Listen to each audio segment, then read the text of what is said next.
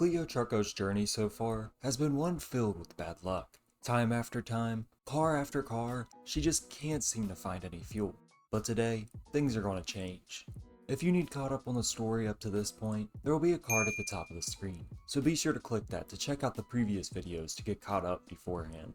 Or don't, I can't really tell you what to do. Anyway, without further ado, let's hop right back into Cleo Trucko's story. Starting back on day 5. I got to work watching Life and Living, while also continuing to read Tailoring Volume 1. During the program, my cooking skill got increased to level 2. Nice. I still had leftover pasta from the previous video, so I decided to go ahead and finish it off for breakfast. Then I filled up the pot, along with the water bottles I had on me from the sink. Today, I'm going to finish searching the remaining houses in the area. We gotta keep the zombies away from us, especially after the ambush last night. So, I exited out of the safe house and into the wasteland. Before I even made it to the end of the driveway, I could already see our first zombie of the day. I see how this video is gonna go.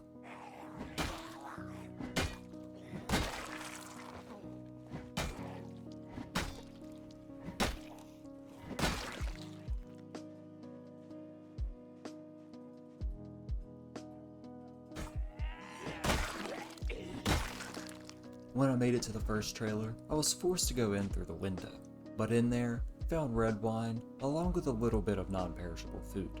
Also took a few plates from the cupboards in hopes to use it for my dinner. The main bedroom had an electronics magazine on the table to teach Cleo to add motion sensors. I'm probably not going to use those, but why not? Also went ahead and dismantled the television and remote for the extra electrical XP before heading back out, where I noticed a group of dead hiding in the trees.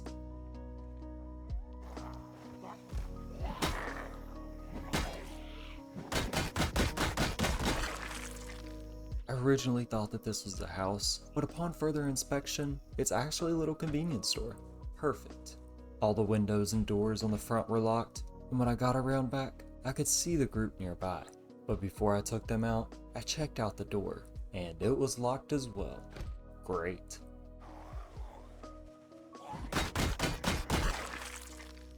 I took a second to look around after, and spotted a house with a garden close by. I might try to collect those veggies before they spoil, but that'll be a different day. Let's not get too off track. Getting off track is what gets you killed. What? When did y'all get here? When I broke my way into the building, I began by dismantling a radio in the first room, as well as marking a water droplet on my map, so I could remember that there was a water cooler in here. In the cleaning closet, there was a jug of bleach. I have a mop back at home, so now I'll be able to clean up blood using it. Inside the convenience store, I was lucky enough to find Cleo's first hammer, as well as an emergency flashlight that I swapped out for my own, because look at the brightness on this thing. There was also a trowel for farming, as well as medical supplies, a bunch of electronics to dismantle, and food to eat.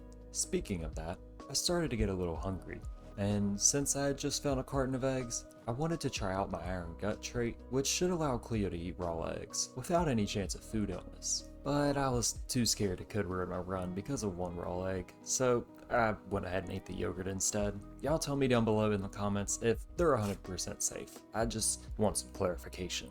For now though, let's run over to the next trailer. Please have gas. When I got closer, I realized there was a herd close by, but I want to check to see if this truck has any fuel first. And when Cleo opened up the hood, our prayers were finally answered. I went around to the side of the truck and filled up the empty gas can I've been carrying around for so long. As much as I could anyway. The bed of the truck had an empty bottle, along with a wrench for mechanics. That group's still over there. We should be good to loot the house though. And not with these zombies coming up.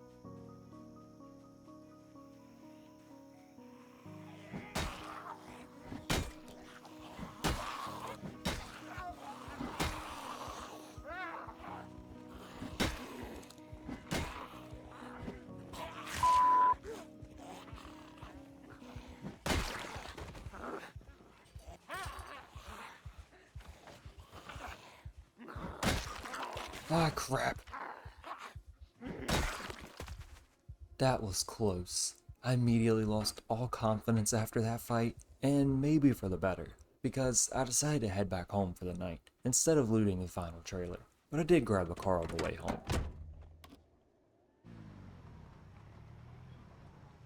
And parked it in our driveway.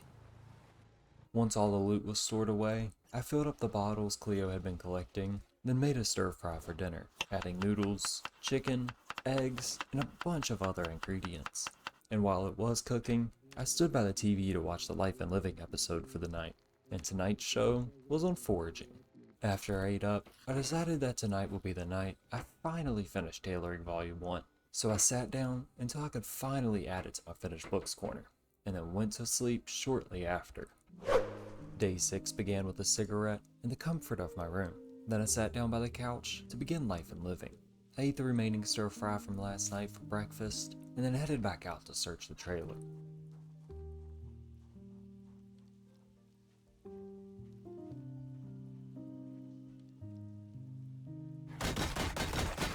Once the dead outside had been cleared away, I headed on inside. There was a bunch of stuff in the freezer, and well, frankly, everywhere else in the kitchen as well. I took a few items from the bathroom to decorate mine back at home, and in the bedroom, I dismantled a TV for a little extra XP. I wish I could find the book to be able to multiply my XP gains. Well, there's nothing left here. Let's get back home. When I did, I dropped off all the loot, decorated the bathroom a little bit, and finally added another pillow to my bed. Crap, that's off center. Really? I can't reach it to change it? Of course. Whoa, there's some hidden cash down here. It doesn't have much use anymore though. I was going to continue covering more ground towards the center of town, but along that journey, Cleo had her first run-in with the helicopter event. Knowing if I ran back home, I could be luring tens, if not hundreds of zombies towards my location. So I ran back towards the only safe place I knew.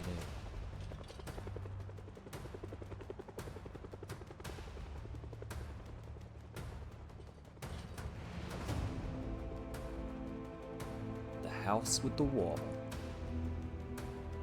I locked myself in the bathroom, where I waited for it to eventually pass. I didn't bring anything to read or eat, so I just sat in silence on the cold bathroom floor. At least those zombies found their way in. Let's creep our way back home now.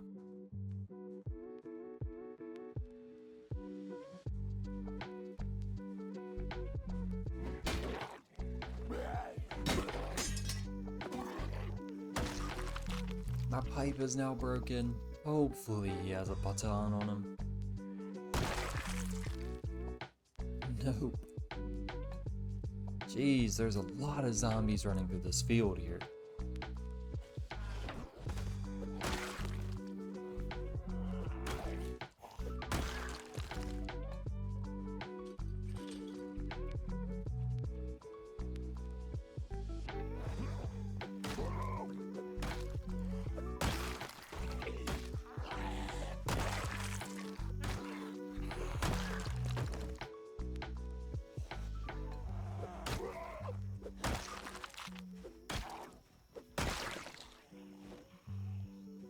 Whoa, there is more than I thought. I couldn't take these guys on with just my hammer, so I retreated back to a nearby house and used it as a barricade.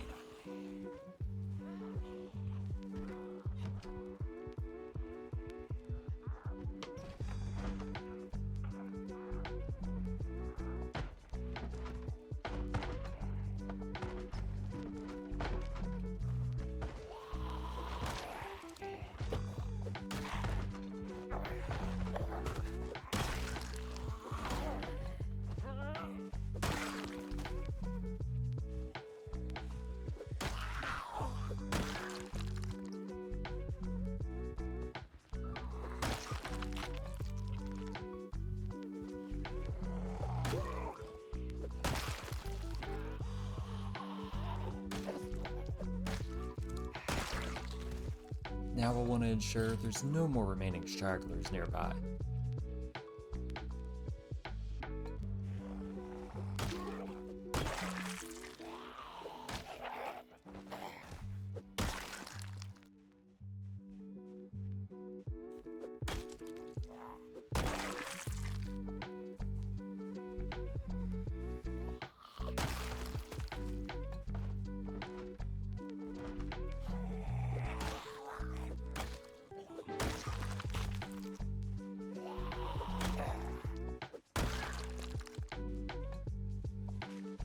Whoa, where were you guys hiding together?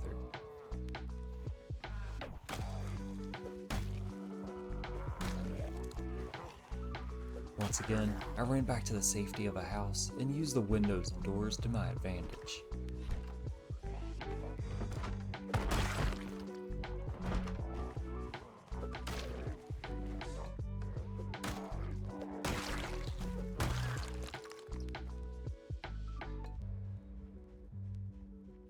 I found myself another zombie that quickly turned into 2, and again doubled into 4 zombies. 3 dead at once is already enough for Cleo. Luckily, one broke away from the pack and took a detour through the woods.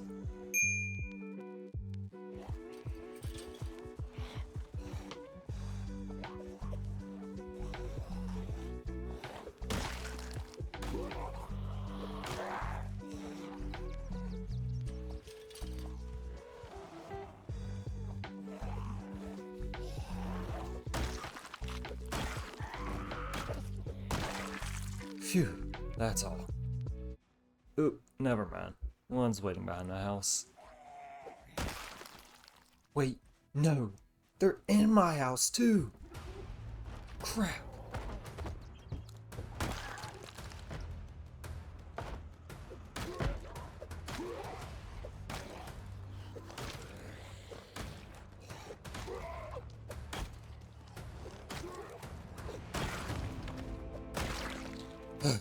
They're all dead now.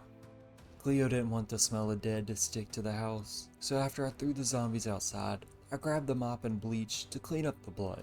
If you all enjoyed this video and would like to wish Cleo some luck on her journey, be sure to drop a like on the video and consider subscribing if you haven't already. If you want to talk outside the comments, come join my Discord. The link to that will be in the description, along with the rest of my socials. I'm probably most active on Twitter, or X, whatever you call it. Anyway, thank you all for the support, and I'll see you all in the next video. Peace out.